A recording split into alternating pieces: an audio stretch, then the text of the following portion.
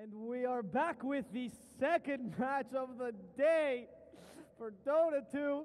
We have another best of one, super exciting teams, and we're going to present the first of them. These guys, they bombarded their way through the qualifiers, blew everyone out of the water. Give me a hand for Detonator!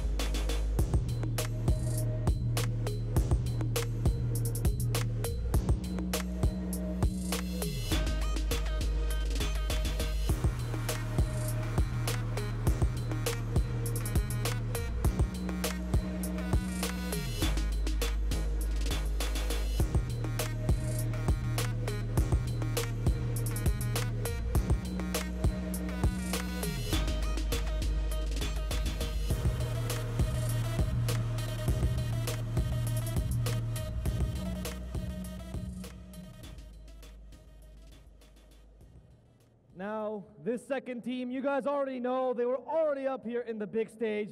Not so fortunate in their matchup, but this time, they want to show us differently. They want to show us why this local team can shine. Give me a hand for Entity Gaming!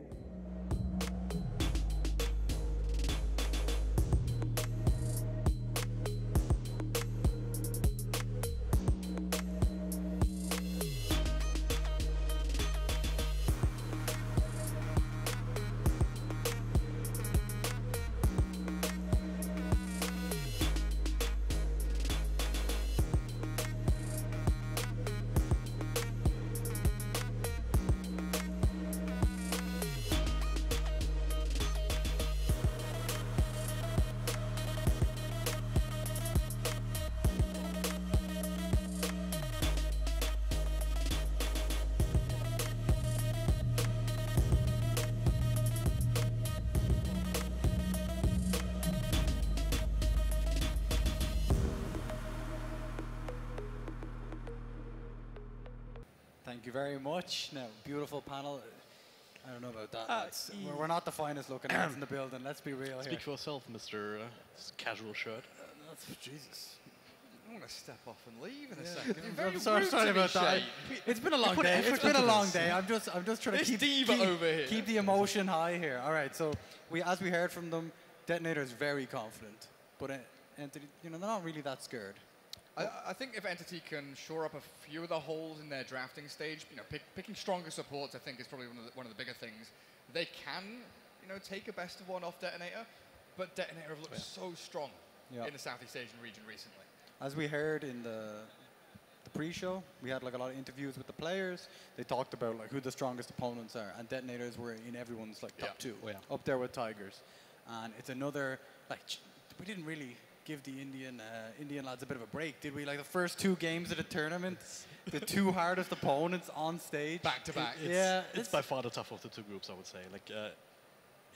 Tigers again invited, coming in as favorites, but Detonator.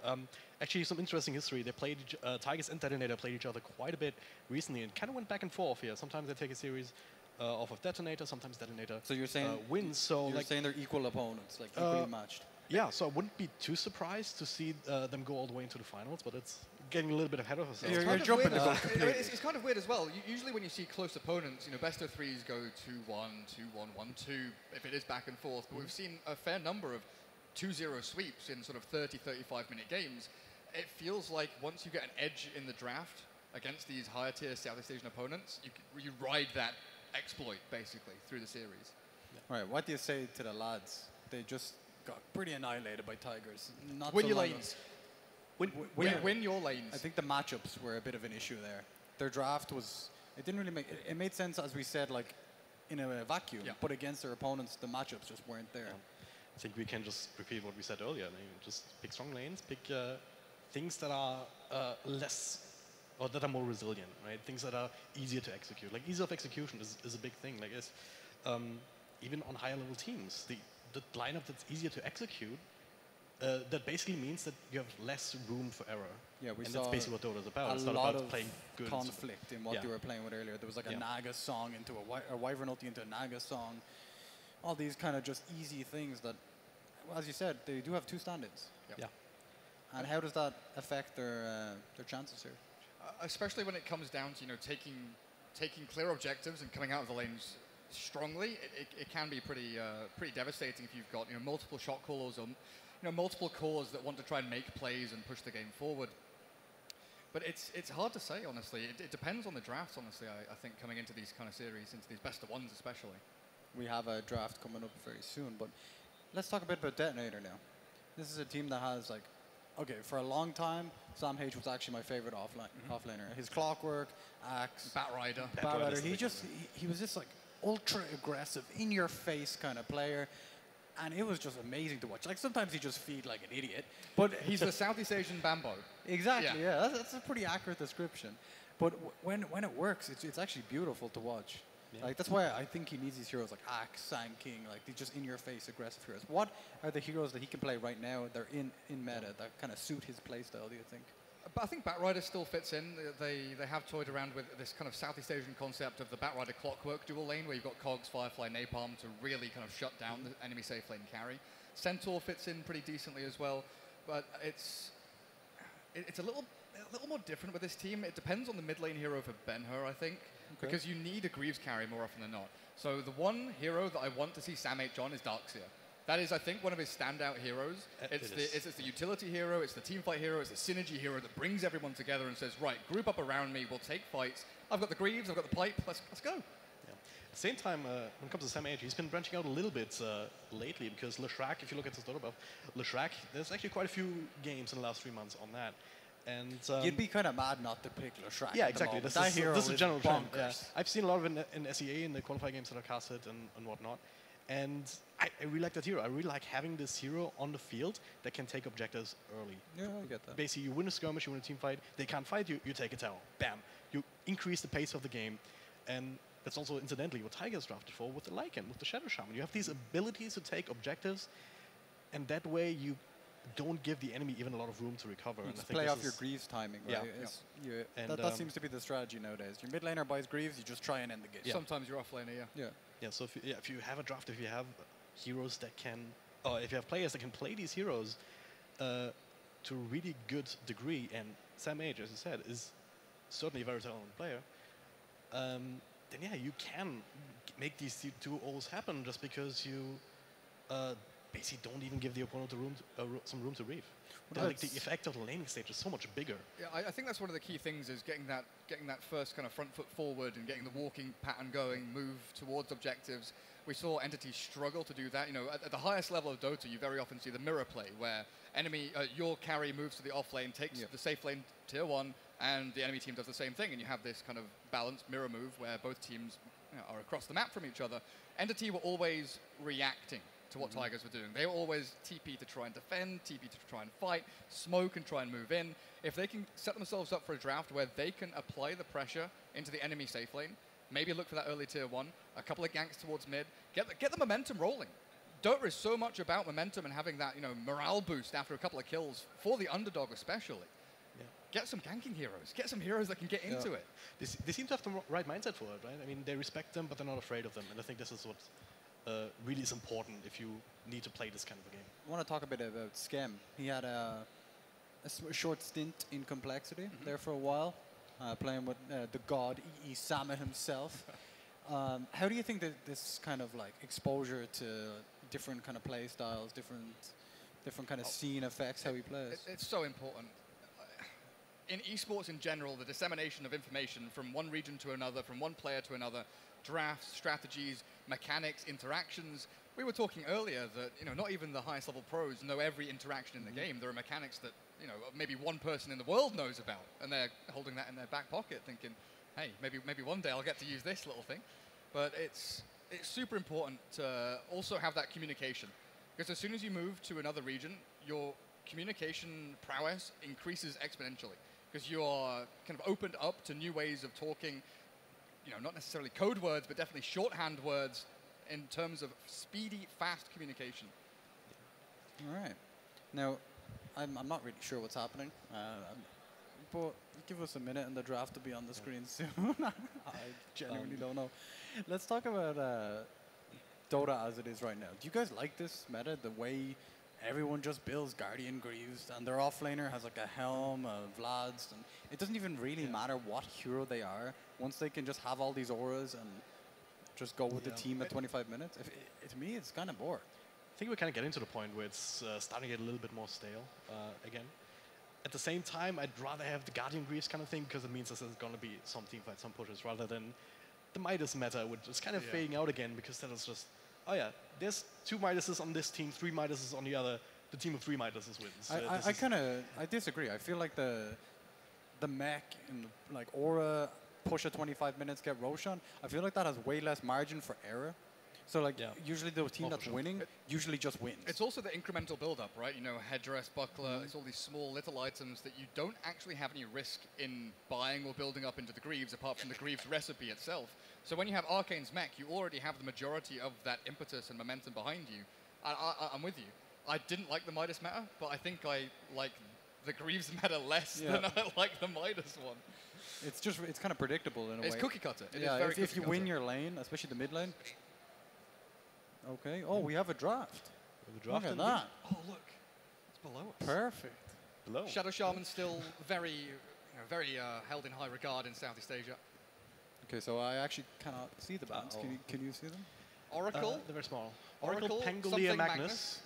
That was Pangolier. Nature's Prophet, Enigma, and Bounty. We need to talk about Pangolier at some point if he gets through, but it's kind of unlikely. I see so many bans in this, but I'm looking at Detonator's draft, and it looks like exactly what we just talked about.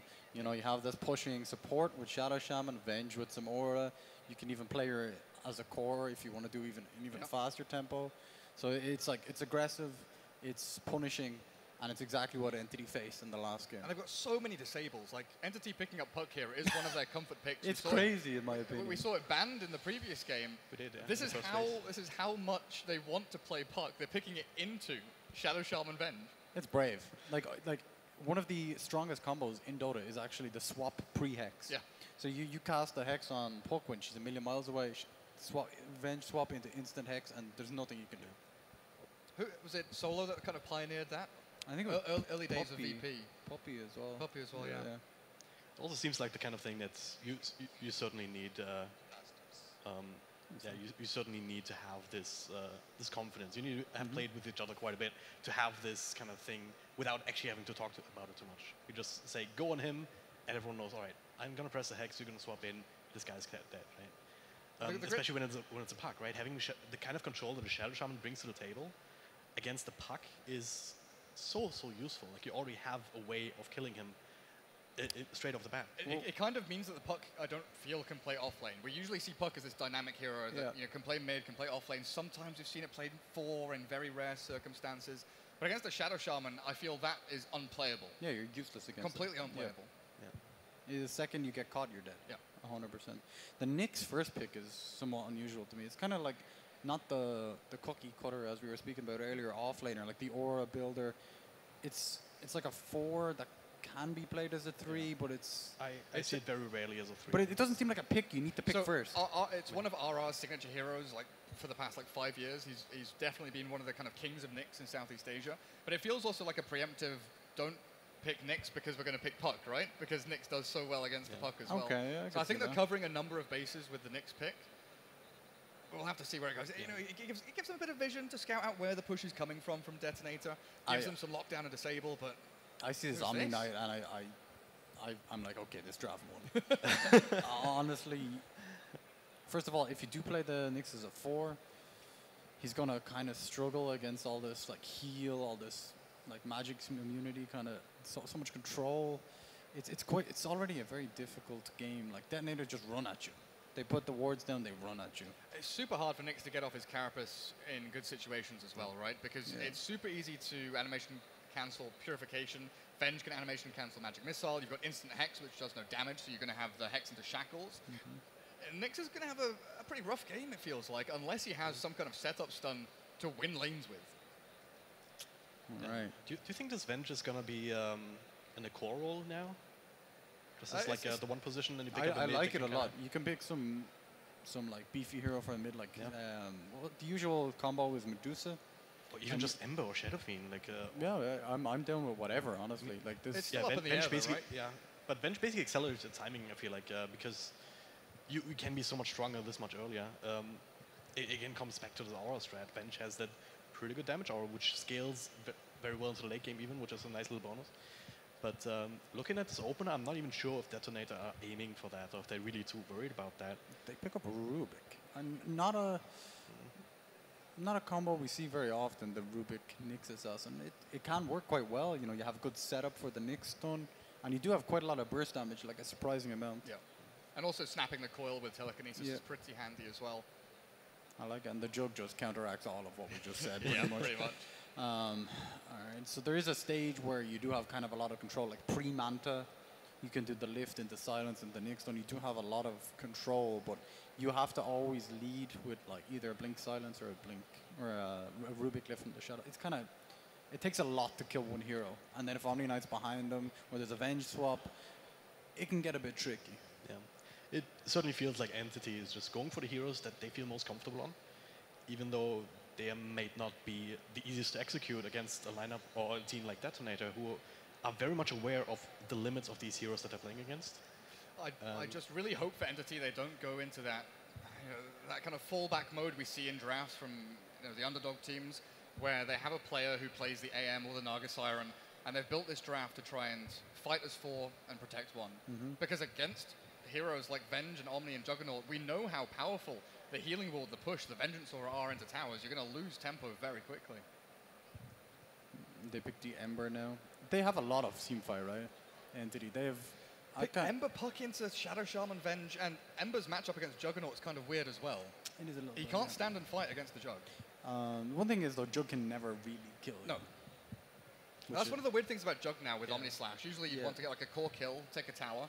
Now you kind of have to waste that 2-minute cooldown on a support or something. That's true. It's much less powerful early on in the game, even if you find the isolation on a hero. But I mean, the trade-off is, of course, that it scales much better into the late game, which, again, it's always nice to have that fallback, even if you're going for this early game strat. Sometimes things don't go to plan. So if you have heroes that can transition into it, it's the best. Like this is why I don't like seeing Chen a whole lot, because he has some issues in that regard, even though he's very powerful early on. The Omni Slash Steel from Rubik isn't as powerful as it used to be. Something to kind of think about a little bit. Will we just see the Shadow Fiend again against the Ember Spirit? I feel like that's where you head to, because you don't have. I guess Omni Knight can go for the greed. Isn't like the perfect hero, in my opinion, Lone Druid for this game. Like all they have is magic damage. You have healing ward. You just get some auras and you just go push the high ground. And then what can they do? I can see that. Because like it's not necessarily going to be that Ember mid, right? Ember can go one position. You already have a puck which can also go offlane or mid. So there's a certain amount of flexibility on the Entity Gaming lineup. So if you just go all in on a counter, but then again, if it's Shadow Fiend, who counters Shadow Fiend even? He just goes into the jungle and farms camps you can never really like keep him down, right? Yeah. He's kind of like Acne when you're a kid. Yeah. Basically, you have to keep yanking him like an alchemist, right? Just make sure that he can never get to like this 2-3k gold ahead. That way he wants to be you like 10, didn't like 15 my Acne joke? I thought it was pretty good. I never suffered it. I can't actually listen to you, I'm afraid. I thought it was all right. I try not to listen to you. I heard a giggle from the crowd. I'll take that. Sensible chuckle. What are the last bands? I don't know. I can't. I mean, I can't see.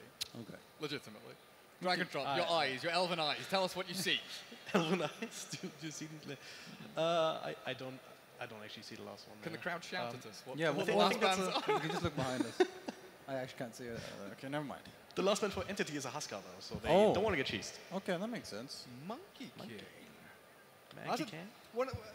With the Razor ban out by Detonator, I guess Monkey King is one of the few heroes remaining that can crush or try to crush the Omnian lane. Yep. Also, they have an insane amount of control now. Like, if Jug does get caught out, he's pretty screwed. Does this force the puck into the offlane? No, you can do an offlane Monkey King, right? But you want the matchup against the Omni, surely? Oh, I don't know. Maybe you could... You guys it's are a tough one. Like, I kind think of we're just gonna useless, have so wait I'm and going to see. throw it over to the casters. Yeah, fair enough. Blitz and Cap for our second group stage game of the day. Thank you, Shane. That's right. We're back with game 2 of the day.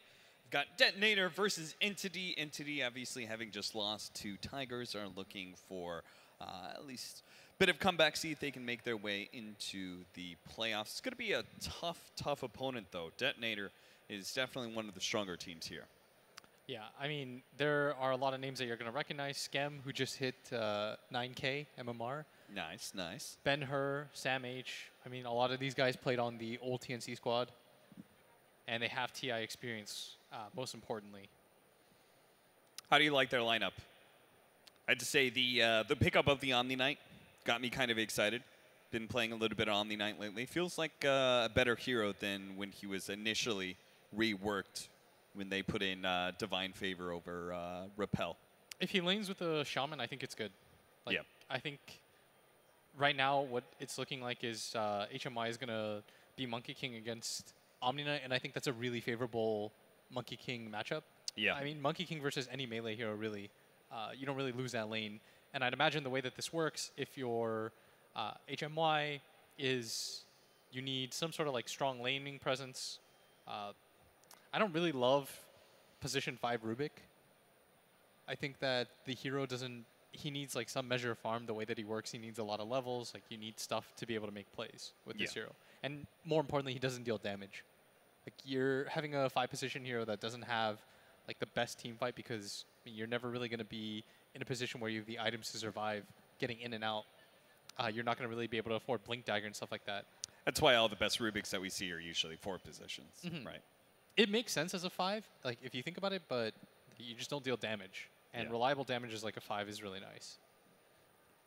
Especially considering the buffs that Fadebolt has received. As a 4 position, the hero is so hard to deal with as a carry, just because he's constantly Fadebolting you, securing the range creep, bounces over to you, gets a little bit of harassment damage, but the hero damage reduction, losing 20 of your base damage at the start, kills a lot of your CS. Yeah. What's that thing? It's like if you, somebody told me like if you get lift level 1, you've ruined your game. Yeah. You're just like your game It's like is really just done. playing Tusk, not getting tag team first. There's a lot of heroes like that. I mean, the Tusk tag team thing I can kind of understand. Like I've seen situations where like the snowball or the shards will potentially get you a kill, but like the Rubik, like level 1 lift doesn't do anything. I'll tell you, I think it was maybe Envy that I played with. Played with in a pub. I did that. I got shards in order to get us first blood. And he's like, we got first blood, but now your lane's awful. And Was he he was right. Ah. The lane was awful. We didn't have tag teams, so we didn't have any way to pressure the carry. I see. So hopefully we will have this game 2 of the day underway very soon. How do you see these lineups matching into each other, outside of the laning phase? I think Omni's a really good hero here because they lack the burst to bring him down. So I think the laning phase is going to matter quite a bit for them. This is a hero that has like 1,300 health. He just runs at you, 1 extra heal per fight. Makes a huge difference. Yeah. Especially against the burst of heroes like Monkey King or Ember. When they go in, you lay down your staff, your Boundless Strike, or when you go in with like double Remnants, being able to heal that off, Divine Grace it, I think is really effective here. Yeah. Now, I think that the biggest issue that Detonator has is their laning phase. Like as long as their Omni doesn't get completely shut out, I think this is going to be a decent game for them.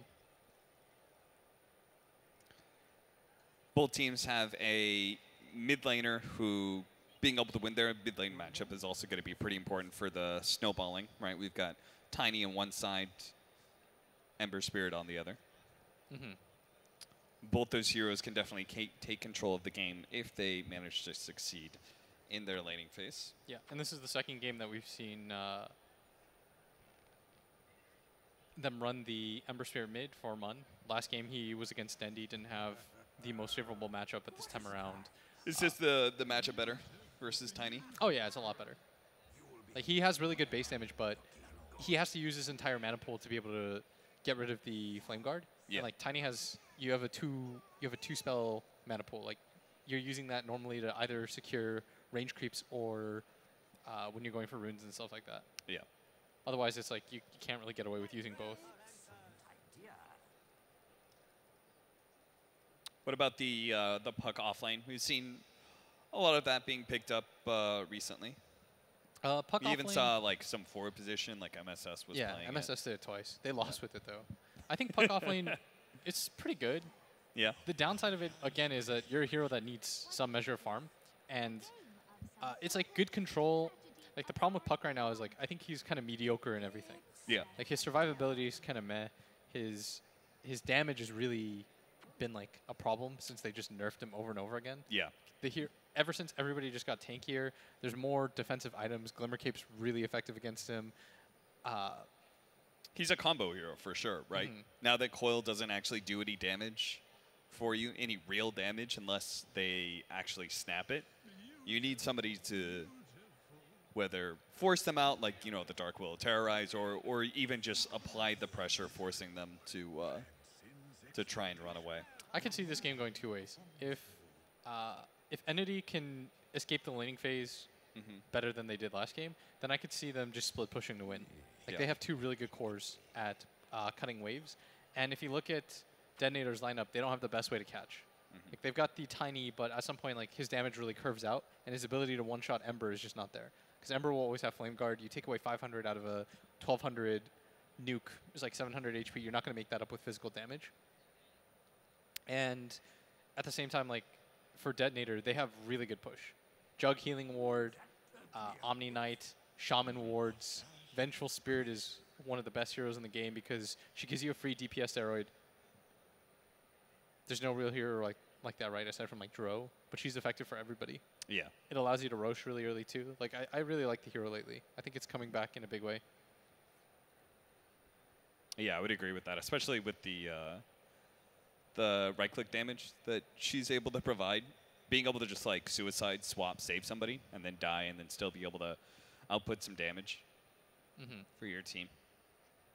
I mean, I think for Detonator, what you want to do is similar to what Tigers did when they played against Entity. Just push the pace, take all the tier 1 towers, make it so that you don't just allow the Ember Spirit to get online. Like they took away Mun's game, which I think was really important.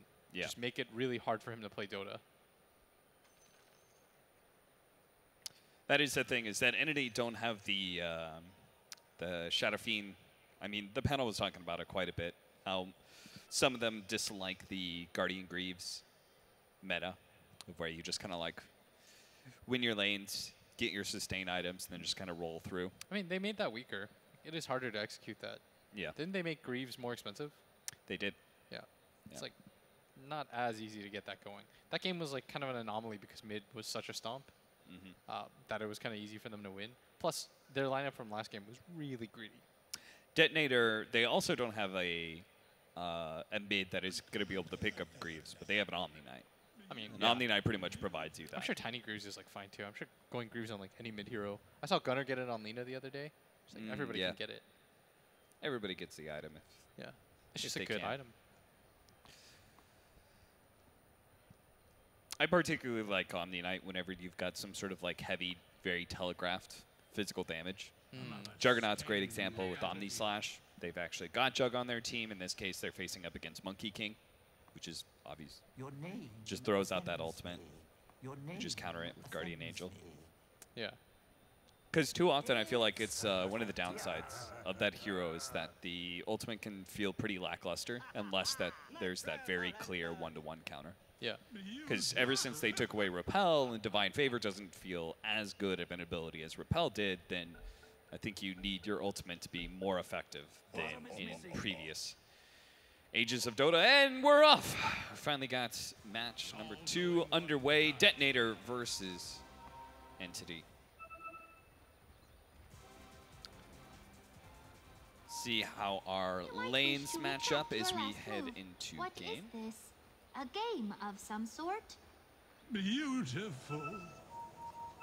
And I'm not quite sure how the groups work, but I'd imagine that Entity has to win this game, considering that they lost their first one. What is Detonator doing? I'm not sure. They're sitting. I'm looking around like I was looking for like somebody having a smoke, like maybe they were going to go for a late smoke play. But they don't have one. Yeah, they're just 4-man sitting here. I've never seen that before. Maybe they were... seconds to battle. Okay, I could see... No, I can't. I have no idea what's going on. They're trying to figure out maybe what lanes are. Yeah, potentially, but they are going to do Shaman Omni, by the way. I think this is one of the better ways to deal with Monkey King. Yeah. Is Monkey King thrived in the 3-1-1 era because you can just leave him alone against all offlaners and he'll win. But I think in this specific situation, he's not as good, especially with the non-damage dealing support like Rubik. Yeah, you do not have a support that actually protects your carry very much, and Shadow Shaman is so good at pressuring the enemy carry. Hits for 74 damage. We've got the RR actually went for the double tango and is going to pick up the Boots of Speed off the side shop. Thanks to the bounty runes. So he's now going to have a movement speed advantage on the enemy Rubik as well, making him... He hits like a truck. Yeah. Just making that high base damage that he has even more effective. Yeah, and Sam H laying out the heal already.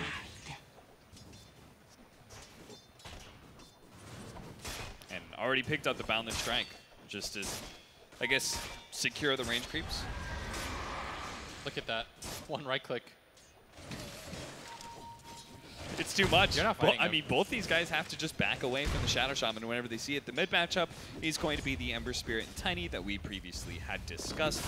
The Tiny was supposed to have an advantage at the very first creep wave because of the big tree that he brings in, but 2 and 3 compared to the 4 and 2 right now of the Ember Spirit. Yeah, and it looks like he's going to go for Soul Ring first. Pretty interesting. That usually means that he's going to eschew going for the bottle. Oh no, he's going to go for bracers. Nice. Just a straight up double bracer build. I guess. Beat him Like out in the stats. 1200 health or something. Absurd. He's going to miss that last hit. Could have thrown the tree. But opts not to. And already we see this top lane. Managed to get the hard cam pull. Omni Knight dragging the creep wave after they pulled over to the easy camp. Sam H. 0-0. 2 minutes. Small gold lead though for Detonator. Barely anything though as Yoshimoto's done a really good job of, or RR has done a really good job of securing the lane.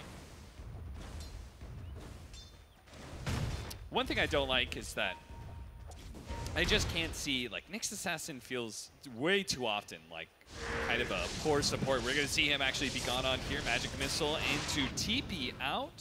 Will get away. So that's going to be the full combo there of the Venge Juggernaut failing to get a kill. And that just leaves more space for Luciano to aggressively get that farm. And they've got to do well in this lane simply because, as we talked about before, the Shadow Shaman Omni Knight lane should be able to do pretty well for himself. As you can see, they can challenge that Monkey King. Monkey King's going to be forced back. Telekinesis throwback into RR will stop him from getting any extra damage. But again, even with damage missing on this Shadow Shaman, he's still willing to challenge that Rubik simply because he hits for a solid 25 damage more than the Rubik does. This is a really free lane for Sam H. Like, I don't think you're going to get contested whatsoever. And this is the type of Omni game that you want. That's why I'm not as big of a fan against as Monkey safe lane, just because you get abused like this nowadays. And if you are going to play Monkey safe lane, you need your own sort of lane dominating hero. Like, you need Shadow Shaman on your team to be able to do stuff like this. You just need him to secure the first like 3 levels. You get a big enough advantage, and then you're fine.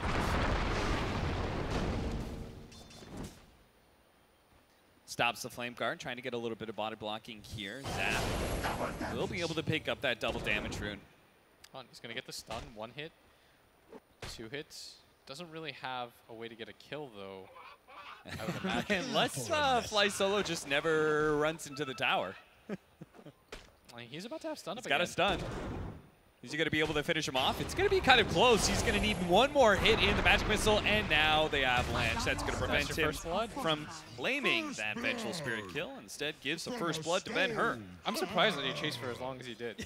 Yeah. That was a really low percentage kill. He could have just called it a day, say, okay, I zoned out the Vengeful Spirit. You know what that was? What? That was him feeling like he's so kind of useless at his bottom lane and messing with the Juggernaut that he just wanted something to do. Yeah, I think that was his time. I was wondering why he decided to go for Ember Spirit challenging for the bounty runes, gonna go for the kill onto the Shadow Shaman toss back. Makes it an easy kill. Nice. Sam H just going to pop the shrine. That is a very large win for Entity. Did I count that right? They got all 4, the bounty runes as well as that kill. So great rotation from the Ember Spirit. Yeah, that's going to swing the gold in their favor. They don't really have the best answers to this top lane still. Yeah. Sam H almost has phase boots, but at least they got the 4 bounty runes. Their bottom lane has been relatively uncontested. Scam has been forced into the jungle. Luciano's having a much better lane for Puck than I expected. Like normally what ends up happening in like Puck versus Jug matchups is that you don't deal enough right-click damage. He's got Stout Shield, so you're fine, but he's decided to completely stat up and go for a Fairy Fire. Now the mid lane push with the catapult that was kept alive. They've got to do something about this. I don't like that Mun's going for these neutrals here. He's got to at least pull the wave off. Like I don't think you can give up a mid tower like this for free at 6 minutes. Luciano had a push of his own going in bottom lane, but he's been forced to rotate over. Ember Spirit's finally here, doesn't actually get the shackles onto the Shadow Shaman, so he can shackle up himself. Toss back, though, into the tower, and it looks like RR is going to pay for that heavy aggression that Detonator blocked to the mid lane with his life. I think that's fine. RR dying for that. Yeah. They got like 1,000 or 1,100 damage on the tower. And mid tower is just so important in this meta. Being able to keep it alive protects your Roshan. It protects this top side of your jungle too. Like there's just too many things that you can do once you've taken the mid tower. It opens up the game for this Tiny as well. Like Tiny doesn't want to leave this mid lane anymore because the mid tower's still there. And he wants to put pressure on Mun, keep him here. His top lane. Mission's taken away. HMY can There you go for him. He's going to be caught by the shackles. They'll fall up. Magic Missile. It's hardly needed though. 2-2. You're going to lose the top tower now. I think you just skip the wave if you're Sam H. After you hit this tower. Like just press on forward. There's nothing that they can do about when you're just running people like this, and that's indeed what he's going to do. He does have lift. Fly Solo trying to get close, but they're going to protect the creep wave. Pale comes in with the TP out from HMY. They're going to see if they can catch out Fly Solo, but he gets healed up with the Purification, and they just turn on that Monkey King. Kill him again. He managed to get the Balance Strike off, which may allow Divine as well as Mun to be able to catch that Shadow Shaman. Now with a hold on to Sam H. Sam H trying to go for the kill on the Nyx Assassin. Breaks the coil on himself. Fly Solo is at least able to get that kill, but this is very obviously a one fight for Entity. They just brought more heroes to the lane than Detonator did. But Detonator did manage to get the mid tower. As a result, Ben-Hur claims the mid-tier 1 tower by 8 minutes, which I know, William, you are a big fan of. Big fan of, because now what ends up happening is Ben-Hur can make whatever plays he wants. Like, it's a lot easier for him to be able to just run around the map, get stuff done. Yeah. Like, I'd imagine, especially as a Tiny player, like you want to be active on this map. If you're Entity, you have 2 plays right now. Either you all in, just go for this bottom tower and try to pressure Scam out of this lane, which I think is hard because he's a Juggernaut, or you try to defend this top tier 1 tower, which I think is a better option. Like, I rarely advocate for teams to make that play, but I think it's the better play to make overall, just to defend this tier 1 tower up at top. Seeing as they have no BKB piercing disables, challenging that Juggernaut is going to be real difficult. Yeah, and that's always been the thing about Jug and Lifestealer. What makes them really popular in this meta is that heroes like Tusk aren't really in the meta anymore. And so having this BKB piercer isn't really prevalent. Yeah. So I would imagine if you're Detonator, you want to take that tier 1 tower up the top. And if you're Entity, you either want to pressure this bottom lane, which I think, you know, for aforementioned reasons are really difficult. Like, at bottom, look at that. He throws a stun off, but even if he gets it on Scam, Scam's not dying. No. That's a level 1 Puck silence. last 2 seconds, he'll always get spin TP, healing ward off. And if anything, it's going to be Zap actually getting caught here. Does manage to reflect back the magic missile damage, but all that Blade Fury damage, not much you could do about that. And next creep wave after this is going to be the catapult spawn. Radiant's middle Makes it really easy for them to finish up that tier 1 tower, as Dire's they are going to in fact go on Look bottom. at that coil on bottom lane with the silence as well. The Ember Spirit gets a lot of damage on his skin before he finally managed to get off that Blade Fury. He runs over Luciano and might be able to get the kill here until actually all of those wand charges will be able to keep Luciano pretty healthy here. Managed to land the orb. The slide goes out, but no chains as he is out of mana. So the Juggernaut does manage to get back. Meanwhile, top lane, they managed to get the kill on RR. Monkey King definitely needs some kill bounties like that, as his laning phase left him at a pretty rough spot, net worth speaking. Nice by Luciano. Never refuse gold. Picks up the Invis rune just in front of the Venge, who opts to go for the deny, realizes that his stun won't fly out soon enough, and even if he let it loose, phase shift, and he'll get it. I mean, so far not so bad right now for Entity, as they've done a much better job this game and not just getting completely shut out in the laning phase. They did lose the tier 1 tower early on, but it's not like Detonator's really doing anything to take advantage of that. That tier 1 tower is still standing up at top lane.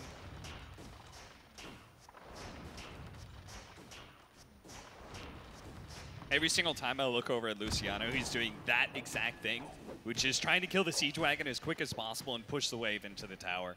Yeah, you want to pressure this bottom tower. Like, they brought the Ember Spirit to try to make a go at the Jug, and Skem almost messed up, but instead Ben-Hur finally makes the play that I wanted to see him make, which is start to pressure this top lane. Luciano is going to be able to get the kill at bottom lane. Had to use the coil for that, though, which means he may still TP up to top lane to defend this tower, but I think missing out on the Dream Coil seems unlikely. Yeah, that's going to be top tower has fallen. another tier 1 tower falling. Dire's structures are Mid fortified. lane. This Jug is really hard to do anything about. Threaten the Omni Slash, but the creep wave coming in gave up on that. Yeah, and a much better time for Mun this game is. Look at them, they just keep on going.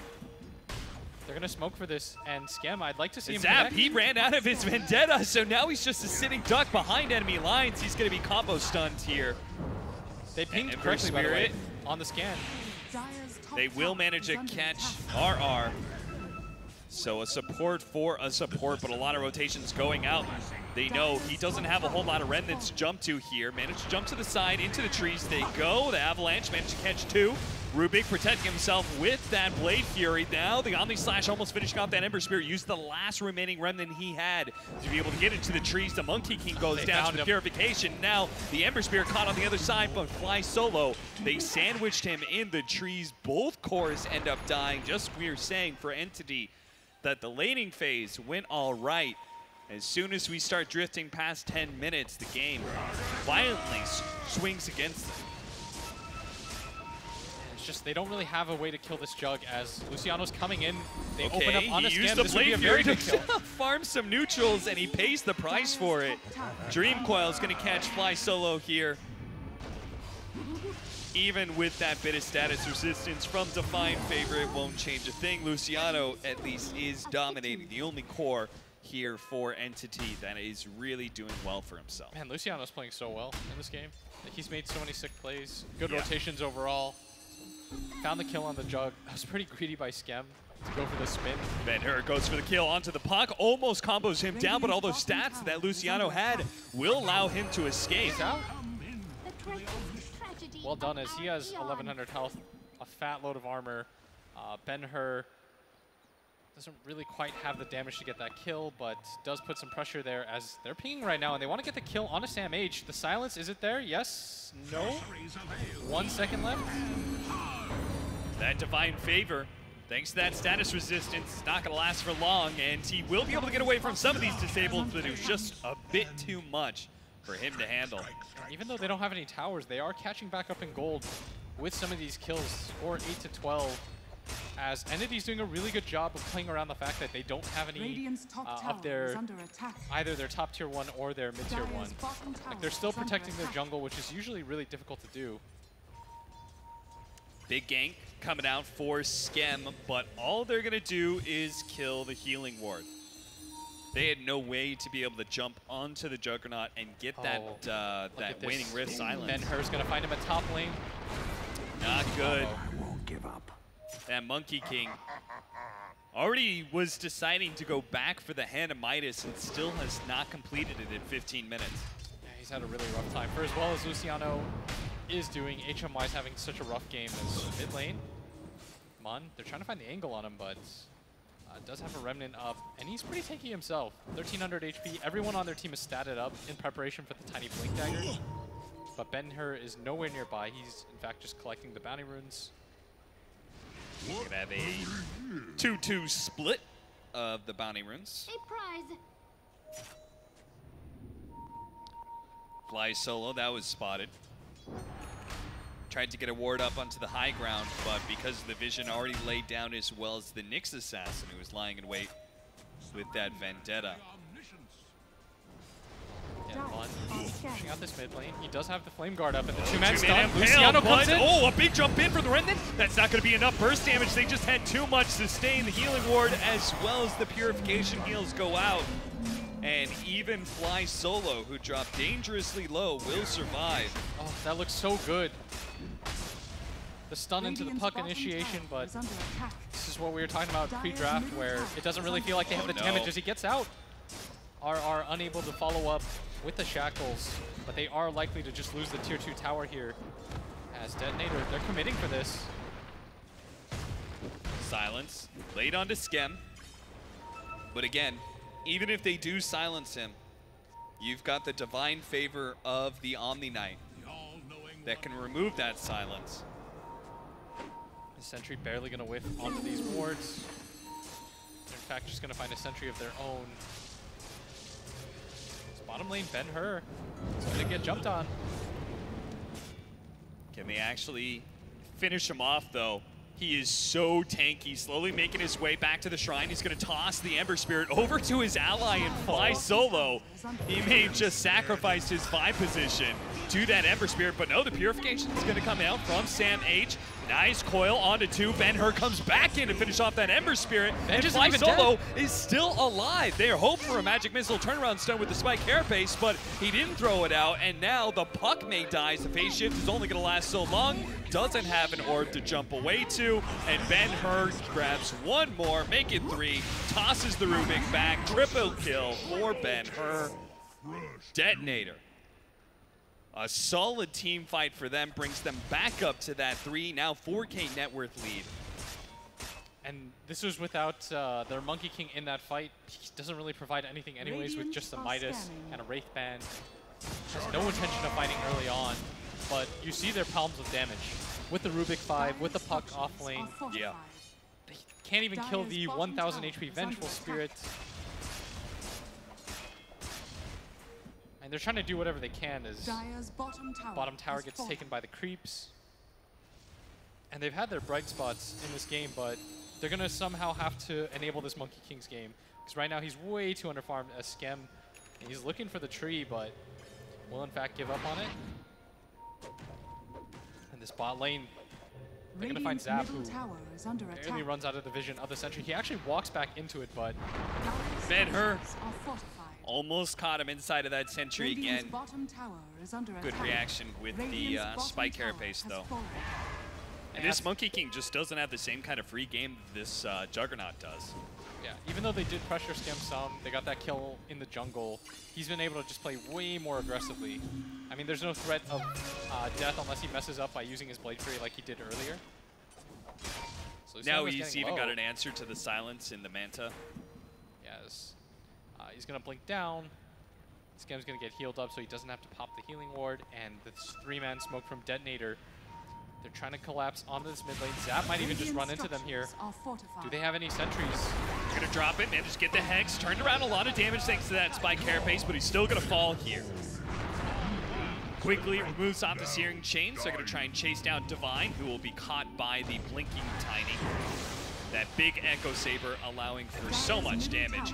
Beyond godlike already at 19 minutes in. Trying to protect his Vengeful Spirit. In fact, he will, as that urn barely keeps him alive. And That Ember Spirit was too scared to jump in. Oh, caught him from the other side. Luciano is at least able to get the orb kill. It's well done, but most likely going to lose the mid-tier 2 tower for this now, as they are TPing to the shrine. Maybe they can catch somebody on their way out. Detonator are going to split up a little bit here.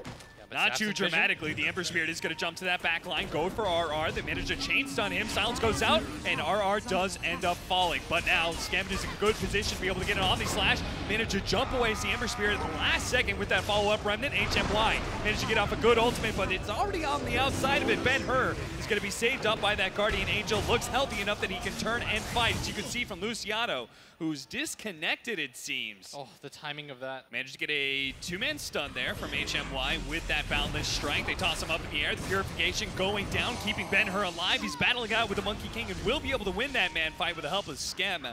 Luciano still trying to peck at the outside here. Looks like Sam H has gotten a little separated from his allies and will end up going down. They should chase. Detonator are going to try and retreat here. Luciano couldn't keep the damage on Ben-Hur to prevent him from blinking away, but they will at least grab Fly solo. Nice, as Luciano now works his way up to 7-1-5. I mean, despite the fact that his team's struggling, he's had a really good individual game for himself. Yeah. He's got this Dagon complete. He's almost got level 2 on it. He's got Veil, Blink. This man is not underfarmed. He's third in net worth in the game overall, despite the fact that they only have 1 tower. And they've lost almost all of their outer tier 2s. He's done a good job of keeping up in this game.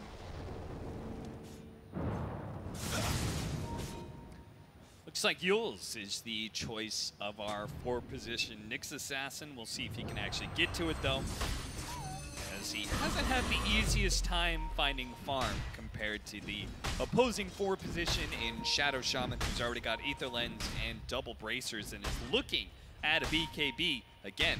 Oh, Ben-Hur, he's invis. He's going to run into Zap here, who has no idea that he's under vision. Instantly pops the invis to continue to look for kills. And instead, it looks like Roshan's being pinged right now by RR. Wants to do it with his wards, potentially. And this is a pretty free Roshan for them.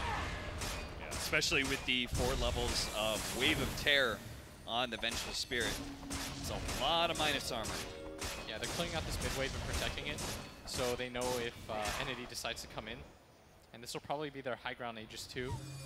I would like for Detonator to just go to this bottom lane, push out, grab the tier 2. By the time you do that, your Shaman ulti will be up too. And in fact, they are going to get the Roshan for free, 22 minutes in. Your Shaman has fallen to the Radiant. Aegis going to come on the Scam, and there's going to be immediate smoke. And oh, they're going to make a faster play here. Tower is under attack. And they're not going to keep their catapult alive, so the prospect of this leading to anything is a little bit more diminished, but maybe if they find somebody here, especially Luciano. They're going to go for the swap and hex play. Tried to get it, but RR didn't have it pre-clicked there, so the phase shift blink away is successful for Luciano. Looks like it was just, didn't quite have the full coordination there between the 2 supports of Detonator. But it looks like they're interested in just going down mid lane anyways. No catapult, but maybe if they can protect this mid creep wave, I'd like to see Sam H potentially just pipe it in anticipation of the puck, but they find Fly solo here. Luciano phase shifts, and 4-man Coil manages to jump away, but that long-range Shackles, it is so long. He managed to catch him, still managed to get another phase shift. He has a regeneration if he can get away from this, but unfortunately doesn't have the blink, doesn't have the orb. Oh, they're gonna so go down both mid now. him and the Nyx Assassin get caught, and finally, even without their catapult, even without Serpent Wards, they still managed to find the fight that allows them to go for the high ground push that they were itching for. Yeah, the buyback comes in from Zap. No buyback on this puck. Scam's gonna pop the healing ward, and Puck's really the only hero that can get to that healing ward. Yeah. So this is gonna be a free push for them as Sam H with the Heavenly Grace. Gonna poke at him. Zap does manage to get off the spike carapace there, stunning up Ben-Hur, preventing his own death. HMY throws out the Wukong's command at the last second, trying to protect the barracks, and they don't actually micro the Serpent Wards. They could have finished off that range Rax, but instead, everything will survive. They might consider still going for it though, but Detonator instead ping out the side lanes. They're saying, guys, game's probably still fine. We don't really need to rush anything. The Scam's going to go back. They have well over, what is it, like, they've only used 2 minutes of the Aegis timer so far. Yeah. They've So got they continue plenty to be of time. patient, yeah. Just be patient, push out this bottom lane, grab the tier 2 tower. Ben-Hur's going to get a DB rune with this.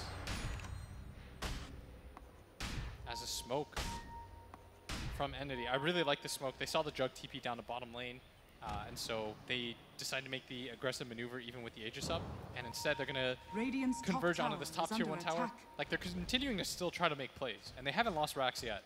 So even though there's an 8k deficit, it's not like the game is just straight up over. It was a smart play that just doesn't pay out. They see a top lane push coming in. They see the Juggernaut bottom. They're like, maybe they'll split up. Maybe somebody will defend this tower. Unfortunately, Detonator are playing it smart themselves and just staying grouped up, making sure they don't get picked off. As it feels like that's really the only way that they can lose the game right now. Yeah, and this top tier 1 tower is going to go down. This is going to be the second tower of the game for them. As HMI's game is getting a lot better. Like, he almost has BKB now. His bottom tower is going to go down. And they might even decide to go for the high ground here. They do have another 2 minutes of this Aegis, and I'd imagine they want to use it. But 15 seconds left on this, the Shaman's wards. So they're going to pop the healing ward. Start working their way into this tier 2 tower. Everybody has to come to this fight. I'd imagine that Luciano's pinging, he's saying, if I get any sort of coil, pop the ult. Luciano's got to find a way to be able to get to that healing ward in the back line. Serpent wards are up. They'll start lane. This does give Entity some time to be able to defend. The Omni Slash goes down, but HMY does manage to dodge some of it. Bounce over the creep wave, and they're going to be okay now with the Dream Coil going into the back line, landing on a 2. Wukong's man out in front. Guardian Angel is actually protecting him for a long time. Luciano trying to get away with just a sliver of HP, jumps over the Yord, is not going to be okay, gets shackled up and locked down by the Shadow Shaman. That's going to be melee racks. Looks like ranged racks soon to fall as well, as Scam is willing to challenge with that Aegis back line. They are going to be able to control the Nyx Assassin. He's going to fall as well. A buyback on the Rubik, but no buyback on Puck or Nyx Assassin, meaning a second lane of racks is entirely possible here for Detonator. Yeah, and without the Puck, being able to kill that healing ward just isn't really a possibility, and they don't really have enough damage to deter. I'd like to see Detonator just go for this top lane of racks too. Trying to catch the Ember Spirit, unsuccessful. And it looks like just a run to Megas now. Yep. Heal stolen by Divine, but they just don't do enough damage to deter them from hitting their towers.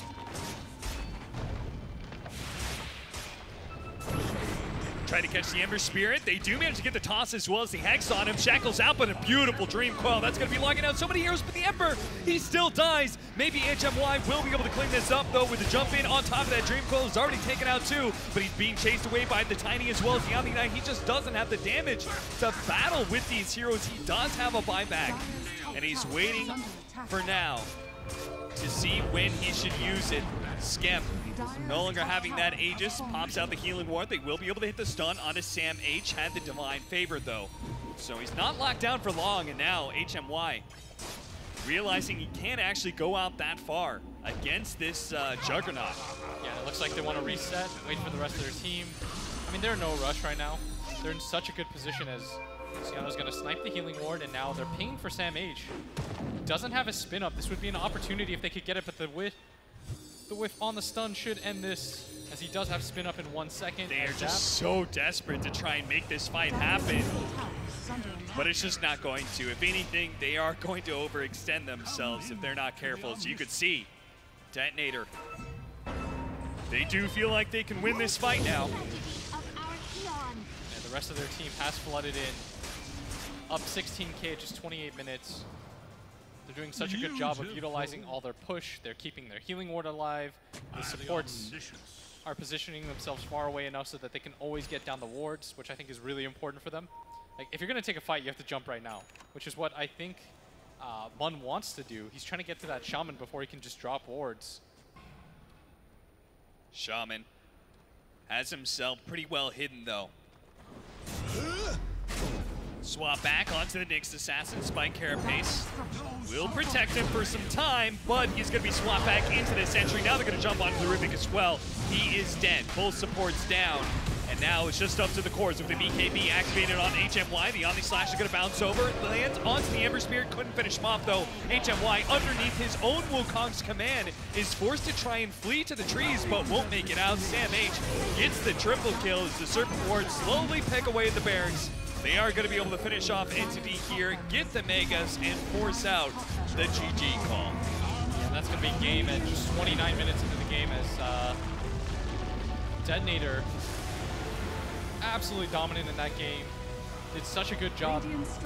Very eager. Very Hungry boys. All right, let's break down that game real quick. I thought actually they played very well, Entity. They started off a lot stronger. Their lanes went very well. It looked like Puck was owning. Yeah. He had such a strong laning performance, which We apparently didn't we were expect it at all, horribly wrong in our prediction. Just a godly player. Where did it go wrong? What was the catalyst that set it all on fire? That Tiny being able to jump around and just find pickoffs, the swaps displacing people. But I think Omni Knight with that status resistance from Divine Favor, allowing Juggernaut not only to go and hit tier 3s with spin, but also with Divine Favor just freely standing on high ground. There was nothing really that Entity could do to stop the pushes. Like, to me, this looked like a very cookie-cutter kind of standard game. They're just relying on the mechanics. Like, all right, well, lanes are made, like, they didn't crush the lanes, but also didn't lose them either on the side of Detonator. So we're like, all right, we're just going to drag this game out a little bit. We're going to be fine. Like, we're going to get our pipe on Scam. We're going to get all of our items that we want. And then The blink on Tiny was pretty key as well. Yeah, that pretty much. So they put on just enough pressure to make sure that Entity was busy trying to react to it again. And just, even though they got a few more kills here and there, they couldn't really transition it into anything themselves. Once again, felt like they were always on the back foot. When I looked at Tiny in this game, right, you get a great lane, you lane really well, and you look at the enemy heroes, right? Rubik, Monkey King with a Midas, like all of these just like tasty boys, right? You have it's not Repel, it's Divine Favor. It's like it's Repel sort of. It's Heavenly Grace actually. Divine Favor. Oh, you're right, Chance. My bad. Whatever. 80% status resistance, right? I know what the mechanics. 50%. Come on, man. Is it actually? It is. It's 1,000%. Flat 50%. 1,000%. Whatever. 1,000,000%. Anyway, just how strong he felt when he could blink in, no fear it. He didn't have to be afraid of anything. Like, no one had the burst damage to kill him, and then he had the backup of his supports. It was honestly a position where I couldn't see them losing control of that game. It's like Pinda Panda is backstage with an interview with Scamberloo. Hi guys, I'm with Skem here from Detonator. Skem, congrats. So we want to know, what was your strategy going into the game? We saw Nick's first pick, then we can just, I think we just keep pushing. Yeah. But it was so much back and forth. Yeah, because they keep defending, but it's fine because they keep defending us 5. Then we pressure 2 or 3 heroes only. So you kept pushing, they kept defending. You guys chased them forward, they chased you backward, and you chased them forward. That's what happened, right? Okay. And you guys will be playing Tigers next. What are you looking forward to when playing against them? I hope we have a good game versus them. I want to know your strategy. We don't have strategy. Good, but what are you looking forward to, like in general, when you're playing against them? I think we can beat them. We just don't choke. Do you think you can beat them? Yeah, we can beat them. All right, that's a very confident answer. Okay, I'm not going to keep you here for long. Thank you so much for your time. I hope you take rest, eat some good food. Indian food is really good. So yeah, thank you, Skem. Thank you again, and congrats, and good luck next. All right, that was Skem from Detonator.